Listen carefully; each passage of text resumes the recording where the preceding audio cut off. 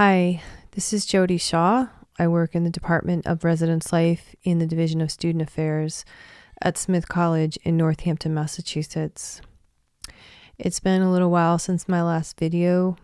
Thanks for hanging with me. I've been working on a lot of projects and other things, just trying to take care of myself.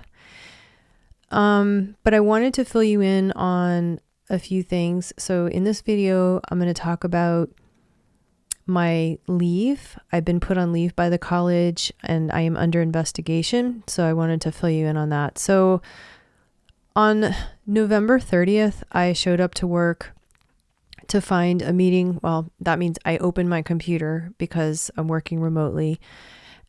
And I saw a meeting on my calendar for 4 p.m. that day with a dean from my division and someone from Human Resources. And I was kind of expecting this meeting with these people because I was expecting to meet with them about something else. And this meeting had been put off for about a month. And so when I showed up to work that day, I thought, oh, okay, we're finally having this meeting. So I showed up and the dean started off and she was clearly reading from a screen. And she said, thanks for coming. And then she started talking about how my colleagues, your actions have had a negative impact on your colleagues and they feel harmed by your behavior. So notice she said they feel harmed, not they are harmed. And then the HR person took over and the HR person said, we know that you have made a negative comment about the Affinity Houses and the college is questioning how you can continue to support the students who live in those houses. We have 2 Affinity Houses at Smith College. One is for Black identified students and the other is for students of color. And I do not recall ever making a negative comment about the Affinity Houses. Nevertheless, she asked me, she wanted to know if I could continue to support the students who live in those houses. And I said yes. And she said, how? How would you do that? And she said it just like that. Like it was very hostile. And as the meeting went on, her tone got more and more hostile and it felt just very personal. How would you do that? And I said, the same way I've always supported them and the same way I've always supported all of the students on the campus. So then she moved on to a tweet. She said, you made a disparaging comment about the college in a tweet and you're not allowed to do that. You're not allowed to do that. And it had nothing to do with your workplace duties, and therefore it's not covered by the National Labor Relations Act. So I asked her which tweet she was referring to, and she read the tweet to me. So let's look at that tweet right now. So here is the tweet, and it's actually a retweet of a tweet that was in response to somebody writing about woke ideology and how it affects people. And the tweet was, in particular, my gut sense is this interrupts identity development, makes it impossible to build healthy boundaries, and creates mental illness. Am I correct? And I wrote, this sums up my thoughts about the Smith Res Life curriculum for Smith College students. And so that is the tweet she was referring to. And so I pointed out to her that part of my job in Res Life, as I understand it, is to support the identity development of students. And therefore, this tweet does have to do with my job. Now, I'm going to make another video about why I think that's true for the Res Life curriculum and why I do not support it in its current iteration and why I feel that it is that asking me to support it is asking me to engage in racially discriminatory behavior and that I don't think it's good for students. So I will make another video about that. So the last thing she brought up was a bunch of emails that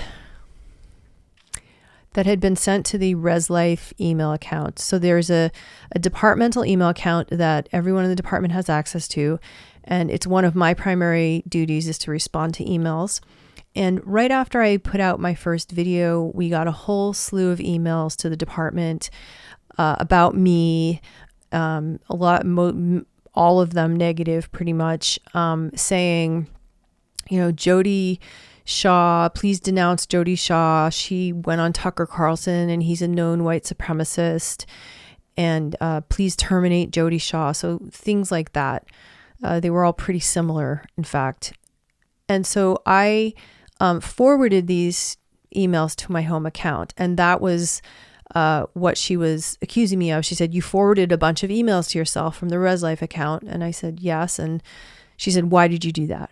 She's like, really, me? Why did you do that? And I explained that it's because I have a potential legal action against Smith College and I was forwarding the emails to myself. And something particularly troubling about receiving these emails was that my director had started responding to them.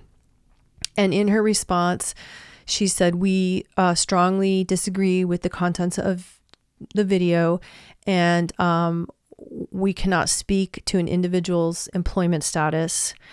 But then she said, but if you would like to meet to talk about this some more, please let me know. So bear in mind, all of these emails were from outside parties. They none of them were from current students that I recall. I think they were all from alums. So the fact that my director was offering to meet with people who are not current members of the Smith community to discuss me, I guess, I found that to be quite troubling. So anyway, she told me that that is a violation of FERPA, that I forwarded the emails to myself because, and FERPA is the Family Education Records Protection Act or Privacy Act. I can't remember exactly, but it's something about higher education and records. And because she said one of the emails contained some student information. Now, I didn't recall any of the emails having any student information in them. So I asked her, could you clarify or specify which email had student information in it? And she said, again, in a very hostile voice, you should know, you forwarded it to yourself. So I said, well, I guess I can look at it and try to figure it out. And she said, and that's a violation of privacy, a violation of FERPA. And I said, well, actually, I don't think it is because I didn't share it with anybody. I simply forwarded it to myself, my own private email at home, and nobody else saw these emails.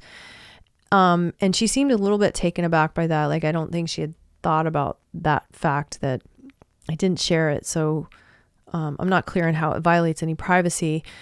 But when I got home, I was already home. When I got out of the meeting, I looked at the emails and I did find one email that had a student name in it that this outside person had written in and named a current student.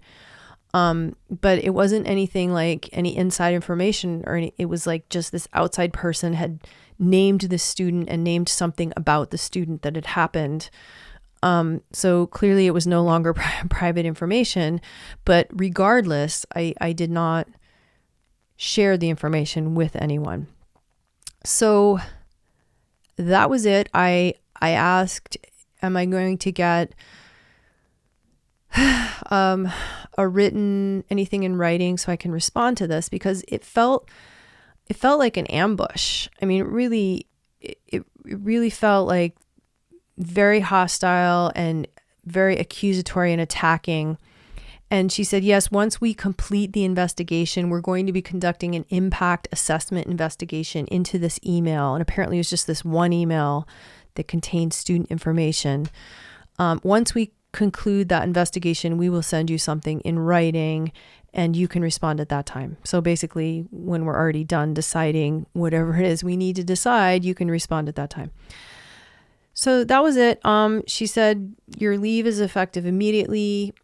You will not have access to any of your emails or your files or anything. And that includes I don't have access to my pay stubs or like benefit stuff. And that's pretty much what happened.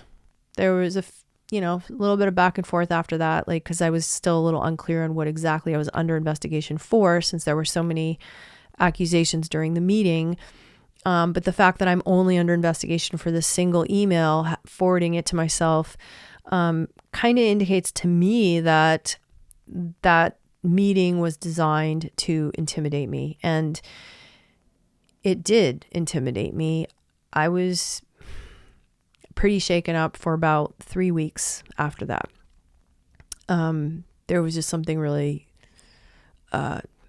didn't feel good. Wasn't a good meeting. So there you go. That's where I'm at. I'm still on leave. It's been almost 2 months and I'm still under investigation as far as I know. And that's what's going on. So I'm going to make another video about the residence life curriculum after this and about that tweet in particular. And there was another tweet that came up too. So I'll talk about that. Let's keep talking.